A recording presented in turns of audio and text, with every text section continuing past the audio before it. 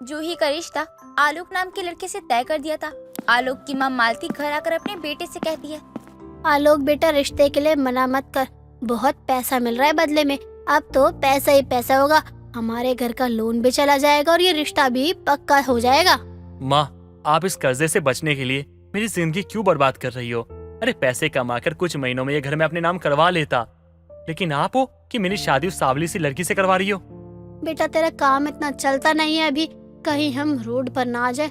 मैं ये सोच कर उसकी शादी तेरे से करा रही हूँ और तू कोशिश कर उस लड़की से घुलने मिलने की।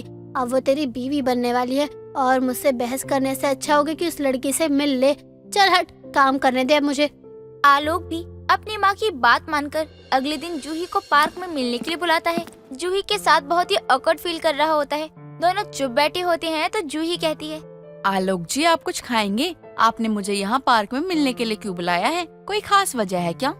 हाँ, वो मैंने सोचा था कि कुछ समय में हमारी शादी हो जाएगी और हम दोनों एक दूसरे को सही से जानते नहीं हैं और बाद में साथ में रहना है, तो बाद में थोड़ा अजीब ना लगे, इसके कारण पहले ही जान पहचान बना ली जाए तो ज्यादा अच्छा होगा। जी, बात तो आप सही कह रहे हैं। तो बताइए, आप क्या जानना चाहते हैं मेरे बारे में? जो आपका मन करे वो बता दीजिए, जैसे कि आपकी पसंद क्या है, नापसंद क्या है, आपको खाने में क्या पसंद है, गाना गाना आता है या नहीं आता है, डांस अच्छा लगता है या नहीं लगता है, जो भी आपके मन में हो ना सब बता दीजिए। जी, मुझे खाना बहुत अच्छा बनाना आता है। सिंगिंग, डांसिंग, जोक्स, ट्रैवलिंग, मुझे ये सब कुछ बहुत पसंद है। दोनों की बातें होती है। आलोक को अब जूही अच्छी लगती है। आलोक जूही के सांवले रंग को नहीं देखता, बल्कि उसके सांवले रंग को ही अपने दिल में बसा लेता है। अगले हफ्ते दोनों की शादी धूमधाम से हो जाती है। कुछ ही हफ्तों में जूही अपने ससुराल की सारी जिम्मेदारियां अच्छे से संभालती है, जिसे देखकर उसकी सास ना चाहते हुए भी उससे खुश हो जाती है। ऐसे ही एक दिन मालती जूही को आवाज लगाते हुए कहती है, अरे ओ काली काली कमली बहू, जरा इधर तो आ। जी माँ जी। जरा मेरे लिए कप अदरक वाली बढ़िया सी चाय बना कर ले आ, और हाँ, अपनी तरह काली चाय बनाकर मत ले आइयो, दूध डाल दियो। जूही फटाफट से अपनी सास के लिए बढ़िया सी चाय बनाकर लेकर आती है, जिसे पीकर वो कहती है, आहा बहू, चाय तो बहुत ही अच्छी बनाई है तूने। वैसे बाहर से तू कितनी भी बेकार हो, लेकिन काम तेरे अच्छे हैं, सारा काम संभाल लेती है तू। शुक्रिया माँ जी। अच्छा, बहुत सारे कपड़े गंदे रखे हैं तो तू सारे कपड़े, तकिया, कवर, पर्दे सब धो दे। अब पता चलेगा इतने सारे कपड़े हाथ से धोएगी तो हाथ ही टूट जाएंगे। मशीन तो है नहीं वैसे भी। जी माँ जी, मैं सारे कपड़े धो दूंगी। मालती को जूही बिल्कुल भी पसंद नहीं थी, इसीलिए वो जूही को बहुत परेशान करती थी, उसके काम बढ़ाती रहती थी। जूही एक एक करके सारे कमरों के पर्दे, चादर, कवर अब सिर्फ 1 घंटे के लिए साबुन में भिगोकर रख देती है। इतने में वो खाना बना लेती है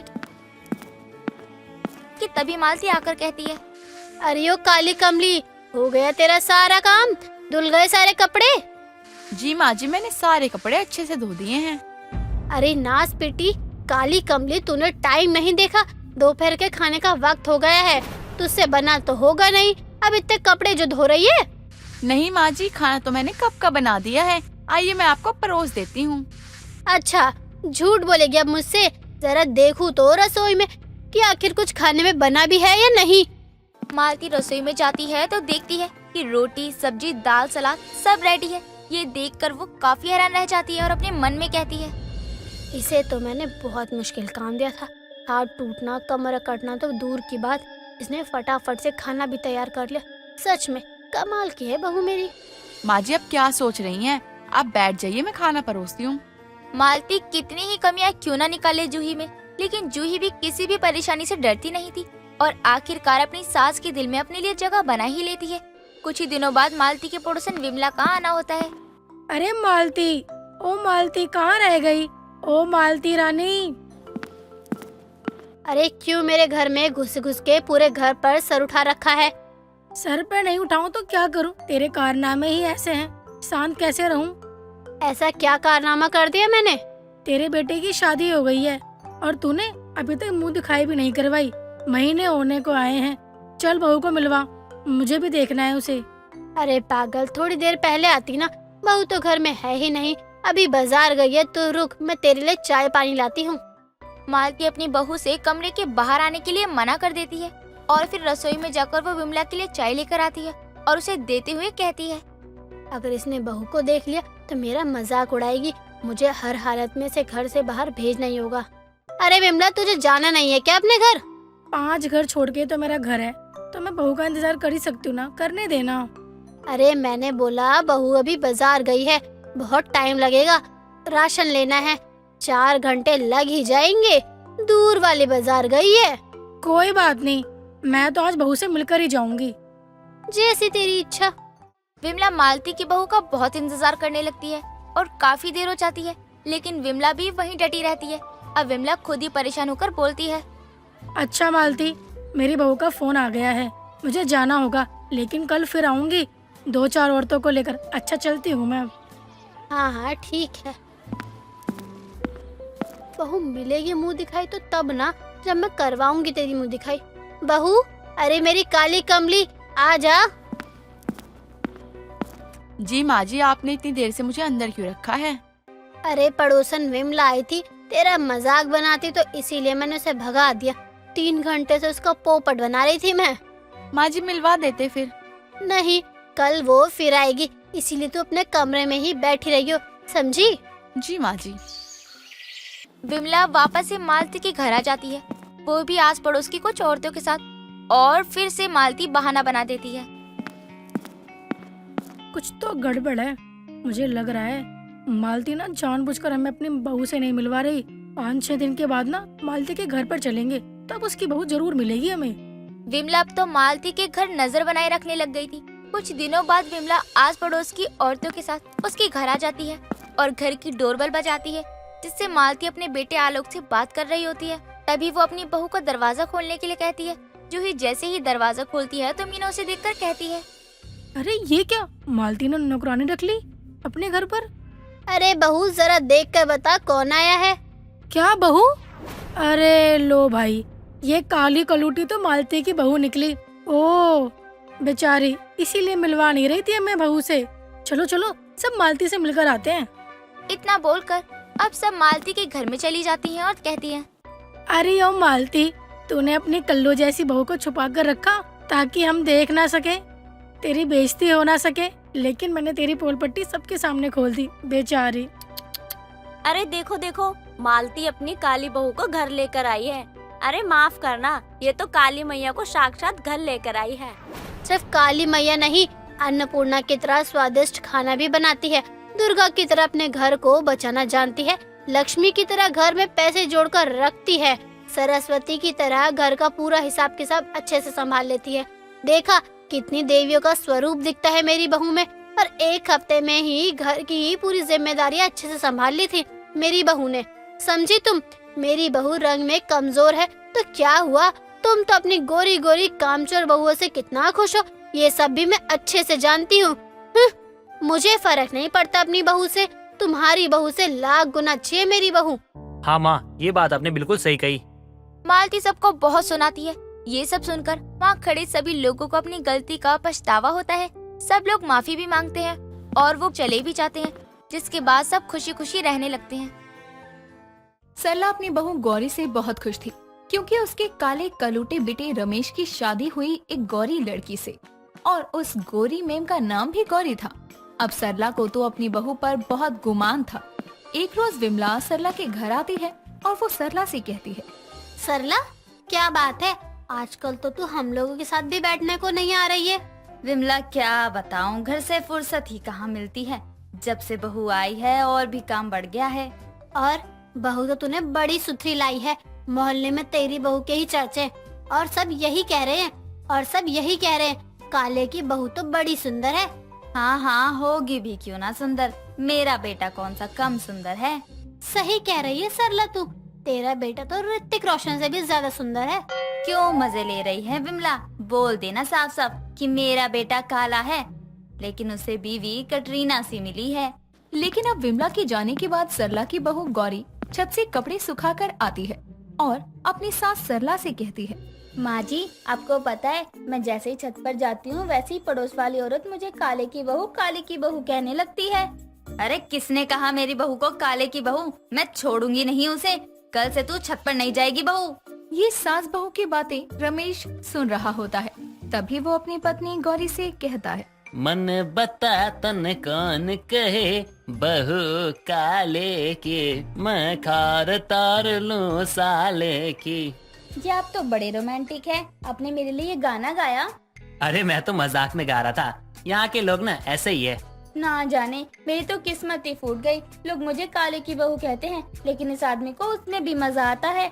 अब देर शाम सरला अपनी नई बहू को लेकर मार्केट के लिए निकलती है तो हर कोई सरला की बहू को देखने लगता है, क्योंकि वो थी ही इतनी सुंदर कि तभी दो औरतें सरला की बहू को देखकर बातें बनाने लगती हैं और कहती हैं, अरे देख देख, यही है काले की बहू। खुद तो कोयला है, लेकिन लड़की हीरा लाया है, हीरा। अरे इस हीरे में ही कोई कमी होगी, तभी तो उस काले कलूटे से शादी कर ली, वरना इसे तो काली लड़की भी नहीं मिलती। बात तो तूने एकदम पते की है, कमी जरूर इसमें ही होगी। सरला उन औरतों को तो कुछ नहीं कहती, लेकिन वो अपने मन में सोचती है, इन औरतों ने जहर तो उगला है, लेकिन बात तो एकदम पते की है। कहीं इसमें कोई कमी तो नहीं, जो इसके माँ बाप ने मेरे बेटे से अपनी इतनी परी जैसी बेटी ब्याह दी। सरला ये सोच ही रही थी कि तभी सरला की बहू गौरी अपनी सास से कहती है, माँ जी आपने उन लोगों को कोई जवाब क्यों नहीं दिया? क्यों नहीं कहा कि ये मेरे बेटे की किस्मत थी? बहू देखा जाए तो उन औरतों ने जाने अनजाने में ही सही, लेकिन बात एकदम पते की है कि कोई कमी तो होगी तुझमें, जो तूने मेरे काले कलूटे बेटे को अपना लिया, वो भी बड़ी आसानी से। तो माँ जी अब आप मुझ पर शक कर रही हो? मुझ में ही कोई कमी है जो मैंने आपके बेटे से शादी कर ली? हाँ बहू, अब तो मुझे भी शक हो रहा है, कहीं तू पहले से शादीशुदा तो नहीं, या कोई और बात है? माँ जी, किसी बाहर की औरत की बातों को सच मानकर आप अपनी बहू पर इल्जाम लगा रही हैं। ये सही तो बिल्कुल नहीं है। आज ही मैं मायके चली जाऊंगी, मुझे नहीं रहना यहाँ। अब कुछ समय बाद सरला और सरला की बहू गौरी घर आते हैं और गौरी गुस्से में अपने कमरे में चली जाती है। ये देखकर रमेश अपनी माँ से कहता है, माँ क्या हुआ, गौरी को किसी ने कुछ कहा क्या? वो गुस्से में क्यों है? क्या बताऊं, दो औरतों की बातें सुनकर तेरी बीवी से कुछ सवाल क्या किए, वो तो मुझसे ही लड़ पड़ी और कहने लगी कि मैं घर छोड़ कर चली जाऊंगी। माँ आप भी ना बिना सोचे समझे कुछ भी कह देती हो, देखो तो नाराज कर दिया आपने बेचारी को। अब रमेश गौरी को आवाज लगाते हुए उसके कमरे में पहुंच जाता है और अपनी पत्नी से कहता है, गौरी माँ है वो, उनकी बातों का क्या बुरा मानना। तो वहीं इधर सरला कहती है, जोरू का गुलाम चला बीवी को मनाने, मुझे तो सच में इसमें अब भी कुछ गड़बड़ लग रही है। अब सरला को तो शक हो ही गया था, लेकिन अब ये शक सही भी था और बस सरला के मन में वहम बैठ गया था। लेकिन अब अगले ही दिन विमला अपने दरवाजे पर बैठी होती है, तभी एक आदमी विमला के पास आता है और वो पूछता है, जी सुनिए, गौरी का घर कहाँ है, जरा आप बता देंगी?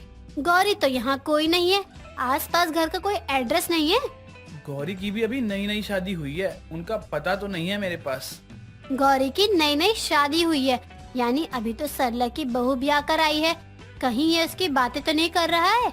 जी हाँ, वो बहू ही हुई। आप जानती है तो बता दे, मुझे उनसे काम है। पहले ये बताओ, आप उनकी क्या लगते हैं? जी मैं उनका पति, मतलब उनके पति से मिलने आया हूँ। कुछ तो गड़बड़ है, सरला को बताना पड़ेगा। पहले से सरला के घर तो ले चलूं। इतना कहने के बाद विमला सरला के घर ले जाती है और सरला को आवाज लगाकर बुलाती है और सरला के आने पर कहती है, सरला, ये तेरी बहू से मिलने आए हैं, ना जाने क्या काम है इन्हें तेरी बहू से। जी क्या काम है आपको मेरी बहू से, और आप गौरी के कौन लगते हैं? जी मैं उनका। इतना वो आदमी बोल ही रहा था कि तब तक गौरी उस आदमी का हाथ पकड़ कर कहती है, ये तो मेरा भाई है। माँ जी ये भी पागल है, बिना बताए ही चला आया। इतना कहकर वो उसे अंदर ले जाती है, जिसके बाद सरला कहती है, ये इसका भाई है, शादी में तो कहीं नजर नहीं आया, ना ही ये किसी शादी की फोटो में है। सरला ये ना जाने कौन है, पहले तो इसने कहा कि तेरी बहू का पति है, फिर इसने बातें घुमा दी। चल चल चल कर इसकी बातें सुनते हैं, जरूर कोई तो गड़बड़ है। अब सरला और विमला जैसे ही कमरे के दरवाजे के बाहर उन दोनों की बातें सुनने जाते हैं तो वो सुनते हैं, तुम्हें यहाँ किसने आने को कहा? मेरी सास को पता चल गया तो वो मुझे घर से निकाल फेंकेगी। मैं यहाँ बस तलाक और एलिमनी के पैसे देने आया हूँ। लाओ दो और निकलो यहाँ से, और अब जब भी तुम्हें पैसे देने हो इस नंबर पर फोन करके आना। हाँ ठीक है, वैसे तुम यहाँ ठीक तो हो ना? हाँ यहाँ सब ठीक है, मैं खुश हूँ, तुम अब जाओ यहाँ से। अब जैसे ही गौरी दरवाजा खोलती है वैसे ही विमला और सरला गेट पर ही खड़ी होती है और विमला गौरी को देखकर कहती है, बहू तेरा भाई है तो तुझे गेट बंद करके बातें करने की क्या जरूरत पड़ गई? भैया थोड़े ही है, ये तो सैया हैं मेरी बहू के, वो भी पहले वाले। माँ जी आप क्या कह रही हैं? ये मेरे दूर के भैया हैं। अरे तो ऐसे लेकर जाएगी इसे कमरे में और कमरे का दरवाजा लगाएगी जैसे सैया के आने पर किया जाता है। चल अब तू ही बता दे, ये तेरी बहन है या जोरू? जी देखिए, मुझे नहीं पता कि इनकी शादी क्या बताकर की गई है, लेकिन मैं इनका पहला पति हूँ और हमारा तलाक हो चुका है, जिसका पैसे देने में यहाँ तक आया हूँ। सच्चाई की मूर्ति, इसलिए तो तलाक दिया था। हर जगह अच्छा ही बनना है इसे। क्यों बहू, खुल गई ना तेरी पोल सबके सामने। भगवान के घर देर है, अंधेर तो बिल्कुल नहीं। ये बातें चल ही रही थी, तभी रमेश भी आ जाता है और रमेश को देखकर विमला कहती है, आओ आओ बेटा, तुम्हारी पत्नी के काले कारनामों का हिसाब हो रहा है। किसका हिसाब और कैसा हिसाब?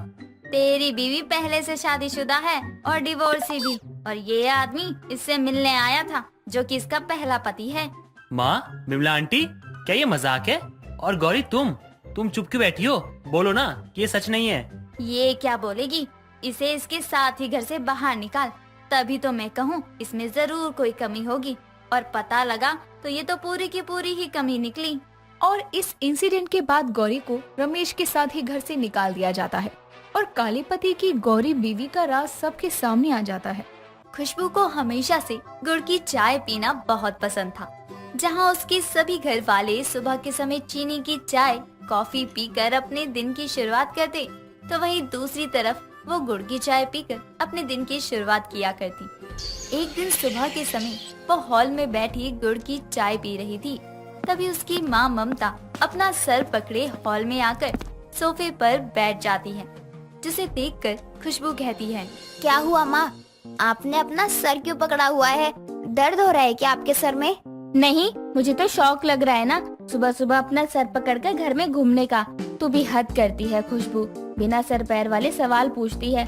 सर दर्द है, मेरी जान निकली जा रही है इस दर्द से, और एक तू है कि सवाल के ऊपर सवाल पूछ रही है। माँ आप गलत समझ रही हैं, मेरा कहने का मतलब वो नहीं था। मैंने तो इसलिए पूछा क्योंकि मैं अभी गुड़ वाली चाय पी रही थी। अगर आप कहें तो आपके लिए भी बना देती हूँ, इससे आपका सर दर्द तुरंत चला जाएगा। तू मेरा सर दर्द और बढ़ाना चाहती है या कम करना चाहती है? तुझे पता है ना कि मुझे गुड़ वाली चाय बिल्कुल भी पसंद नहीं है। तुझे ही मुबारक हो तेरी गुड़ वाली चाय। तू मेरे लिए इलायची वाली चाय बना कर ले आ, शायद उससे ही थोड़ा आराम हो जाए। छोटी छोटी बातों के लिए दवा खाना ठीक नहीं लगता।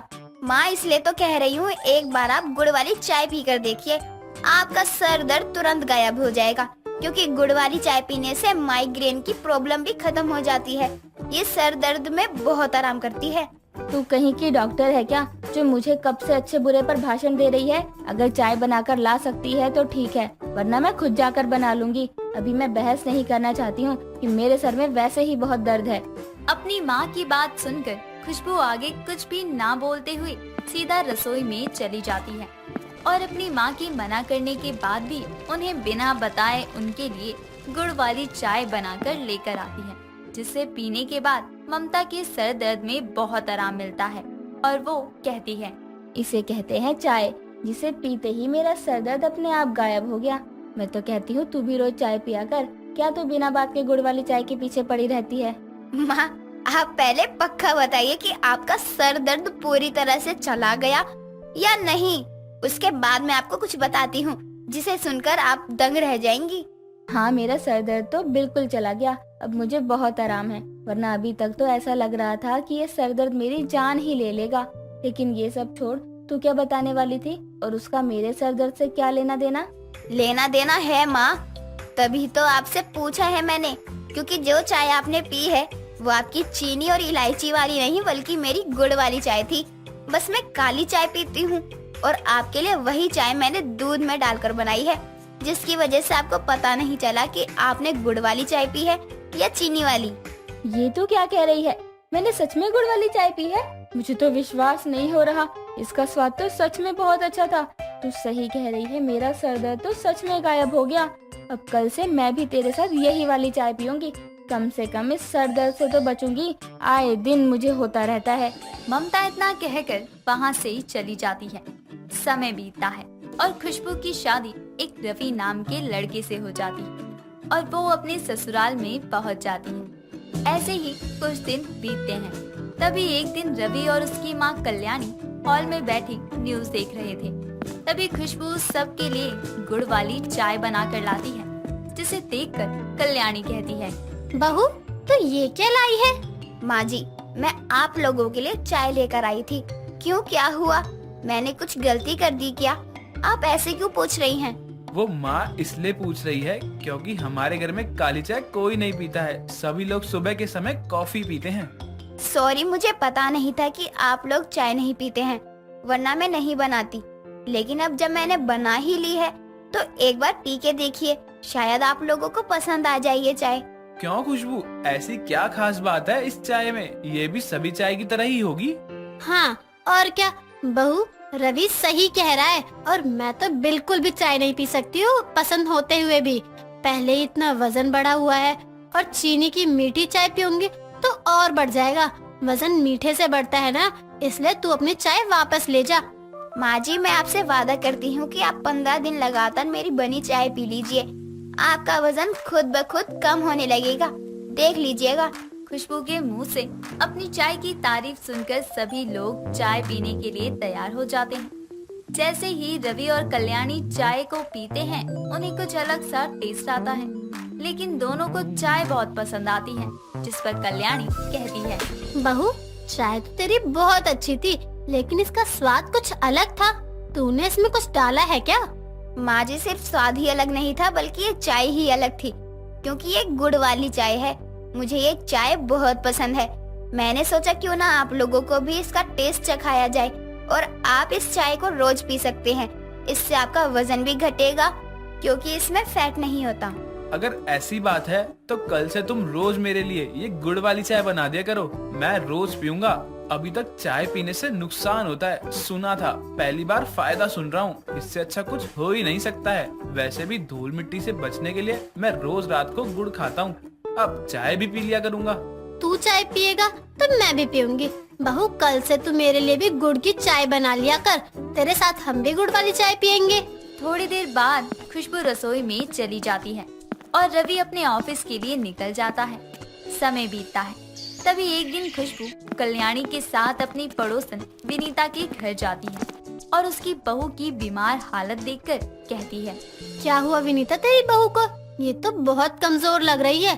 मैं तो अपनी बहू को लेकर तेरे घर आई थी कि तुझसे कहूंगी कि तू अपनी बहू को लेकर मंदिर चल। दोनों की नई शादी हुई है, तब से बेचारी कहीं नहीं जा पाई है। अब क्या बताऊँ मैं तुझे कल्याणी, जब से शादी हुई है तब से मेरी बहू तो बीमार ही है। मुझे तो बहू होने का भी कोई सुख नहीं मिला। इतने डॉक्टर को दिखाया, बस सब यही बोलते हैं कि कमजोरी है, खून की कमी है। आंटी जी, अगर मेरी मानिए तो आप अपनी बहू को गुड़ वाली चाय दीजिए, इससे खून की कमी दूर होगी, क्योंकि गुड़ से बनी चाय में आयरन की मात्रा भरपूर होती है, जिसके कारण लाल रक्त कोशिकाएं निर्माण में मदद करती हैं और हीमोग्लोबिन का स्तर भी बढ़ जाता है। खून की कमी को दूर करने के लिए गुड़ की चाय का नियमित सेवन करना चाहिए। अगर ऐसी बात है तो ये भी करके देख लूंगी। बहू दवाई तो बहुत करवा ली, लेकिन मेरी बहू पर कोई असर नहीं होता है। नहीं आंटी जी, सच में आप अपनी बहू के खान पान के साथ ये भी करके देखिए, आपको जरूर फर्क दिखाई देगा। कुछ देर बाद कल्याणी और खुशबू अपने घर वापस आ जाती हैं।